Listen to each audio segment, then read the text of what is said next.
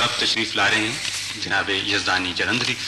سوچ میں گم ہوں کہ جب نعت پیمبر لکھوں، سوچ میں گم ہوں کہ جب نعت پیمبر لکھوں، نور لکھوں کہ انہیں نور کا پیکر لکھوں۔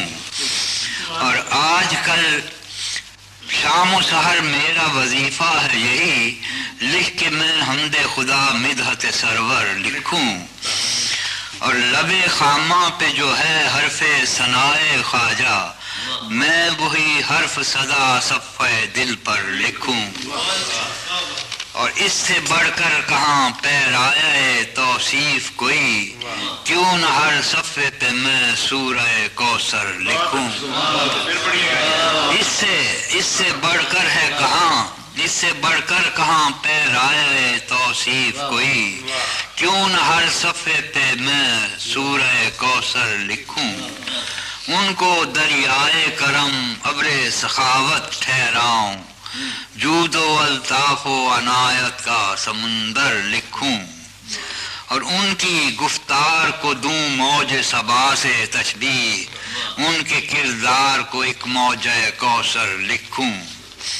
اور دیکھیے کہ ان کا انکار کرے جو اسے بو جہل کہوں، ان کا انکار کرے جو اسے بو جہل کہوں، ان کے دشمن کو میں خاسر کہوں ابتر لکھوں۔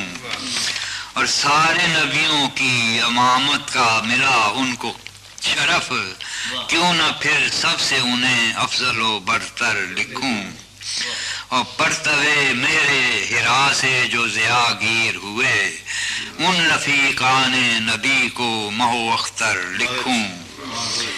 اور دامن رحمت عالم ہے دو عالم کو محیط، دامن رحمت عالم ہے دو عالم کو محیط، صاحبان کرم و شاف محشر لکھوں۔ اور مقطع ہے کہ میرا ایمان میری معراج سخن یزدانی، یہ کہ نعت شہ ابرار برابر لکھوں۔ یہ تھے جناب یزدانی جلندری۔